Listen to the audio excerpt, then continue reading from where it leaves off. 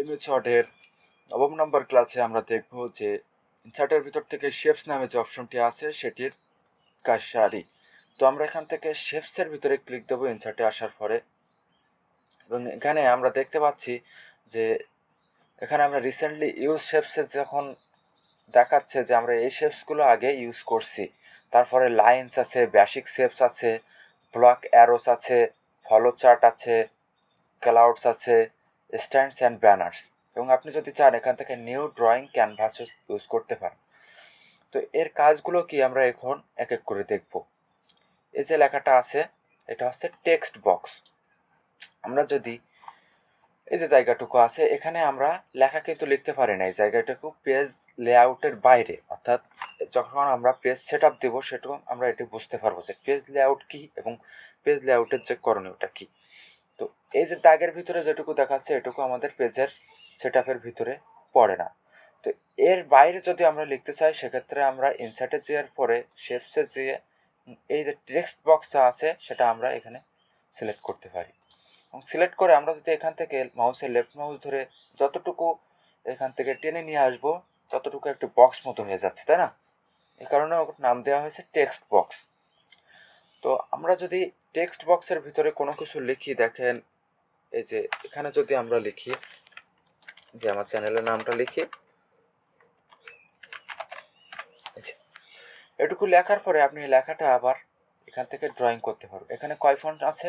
এখানে আমরা দেখছি যে 16 ফন্ট আছে, এবং এই লেখাটার ভিতরে আসার পরে আমরা দেখছি এখানে 11 ফন্ট আছে। তো আপনি এই লেখাটা সিলেক্ট করবেন, ফন্ট চেঞ্জ করতে চাইলে এখানে 16 ক্লিক দিলেন, বাস হয়ে গেল। আবার এখানে আরেকটা ব্যাপার হচ্ছে এই যে এটার উপরে যদি আমরা ডাবল ক্লিক দিই, যে বক্সটা হয়েছে সেক্ষেত্রে আমাদের একটি ফরম্যাট মতো অপশন চলে আসবে, যেমনটা আমাদের যখন আমরা পিকচার ইনসার্ট করছিলাম ঠিক একই রকম, অথবা যখন টেবল ড্র করছিলাম ঠিক একই রকমভাবে আমরা এরকম একটি ফরম্যাট অপশন পাইছিলাম। এখান থেকে আপনি এখানে একটি বর্ডার দেখা যাচ্ছে, আপনি যদি এই বর্ডারটা নিয়ে মাঝখানে নিয়ে যান তাহলে এই মাঝখানে চলে যাবে বর্ডার, এবং আপনি এই যে টেক্সট স্টাফিংয়ের ভিতর যে যদি বিহাইন্ড টেক্সট দেন তাহলে টেক্সটের বাইরে কিন্তু চলে গেছে। আমরা ইন ফ্রন্ট অফ টেক্সট দিব, এবং এটা যেখানে প্রয়োজন সেটা আমরা সেখানে নিয়ে যেতে পারি। আমাদের যদি এটা প্রয়োজন পড়ে যে একেবারে উপরে যাব তাহলে আমরা একেবারে উপরেও নিয়ে যেতে পারি এভাবে। আবার এই যে বাইরে একটি দাগ মতো দেখছেন, আমরা যদি এটি প্রিন্ট প্রিভিউ করি সেক্ষেত্রে আমরা এটি দেখতে পারি। তো আমরা এখান থেকে প্রিন্ট প্রিভিউ করার জন্য আমাদের এখানে যেতে হবে, এবং প্রিন্ট প্রিভিউ এখানে দেখাচ্ছে যে মাঝখানে একটি দাগ আছে। আমি লেখাটা বোঝানোর সাথে আপনাদেরকে একটু নিচে এনে দেখাচ্ছি।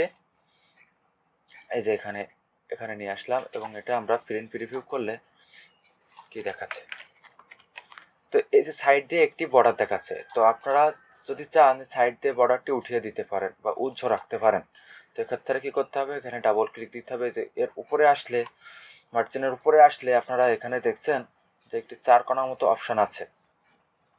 তো এখানে আসার পরে এটার উপরে ডাবল ক্লিক দিলে আপনাদের সামনে একটি ফরম্যাট নামে অপশান চলে আসবে, এবং ফরম্যাট নামে অপশানে আসার পরে যে শেপ আউটলাইন, অর্থাৎ বার 4 সাইড দিয়ে যে শেপ আছে সেটি এখানে দেখাচ্ছে। তো শেপ আউটলাইনে ক্লিক দিলে আপনি এখানে অনেকগুলো অপশান পাবেন। আপনি যদি যে কালার সিলেক্ট করেন সেটি হচ্ছে যে বর্ডারের যে দাগটা আছে বক্সের সেটি সিলেক্ট হবে। তো আমরা যদি এখান থেকে নো আউটলাইনে ক্লিক দেই কিন্তু তখন দেখছেন কোনো দাগ নেই। এই যে দাগটা আছে এটা কোনো ব্যাপার না, এটা একটি সিম্পল।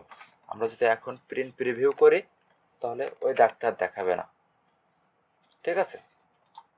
আবার আপনি যদি এখান থেকে শেপ চেঞ্জ করতে চান বা শ্যাডো দিতে চান, শ্যাডো এফেক্ট দিতে চান, সেক্ষেত্রে শ্যাডোর ভিতরে শ্যাডো এফেক্টসের ভিতরে দিতে পারবেন।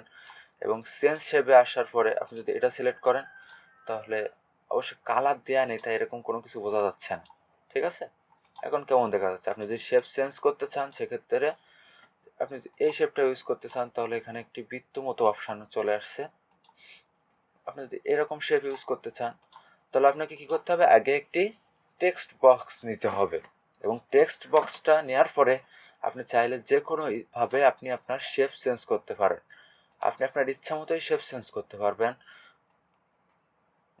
এগুলো আপনি আপনার ইচ্ছা মতো কাস্টমাইজ করতে পারবেন। আবার ধরেন এই যে এখানে আমি আরেকটা লেখা লিখছে, এটা লেখাটা কিন্তু অনেক নিচে চলে গেছে, তাই না? কিন্তু লেখা আছে, সেক্ষেত্রে আপনার বক্সটা বাড়ানোর জন্য কী করতে হবে, এই যে এর দেখছেন প্রত্যেকটা কর্নারে বা মাঝখানে একটি 4 কোণার মতো অপশান আছে, এবং এই 4 কোণার মতো অপশানে যাওয়ার পরে এখানে দেখা যাচ্ছে যে চারটা পয়েন্ট, এবং এখানে যাওয়ার পরে দেখা যাচ্ছে 2টা তীর। যদি আমরা এদিকে টানি তাহলে এদিকে বড় হবে সিলেক্ট করে, এবং যদি এদিকে এসে লেফট মাউস ধরে নিচের দিকে টানি তাহলে সেক্ষেত্রে নিচের দিকে বড় হবে। আবার যদি কর্নারে ধরে টানি তাহলে সব দিক থেকে বড় হতে থাকবে। আবার যদি শিফট ধরে টানি তাহলে সব দিক থেকে সমানভাবে এটি বৃদ্ধি পাবে, এবং নিচের দিকে নিয়ে আসলে এটি সমানভাবে ছোট হবে। তাহলে আমরা কি দেখলাম, এখান থেকে যে বর্ডারের যে সিলেকশানগুলো রয়েছে, বর্ডারের যে শেপ ফিল রয়েছে, আমরা যদি এখানে ক্লিক দিই তাহলে নিচে এটা শেপ ফিল, অর্থাৎ ফিলের যে কালারটা আছে সেটি সিলেক্ট হয়ে যাবে।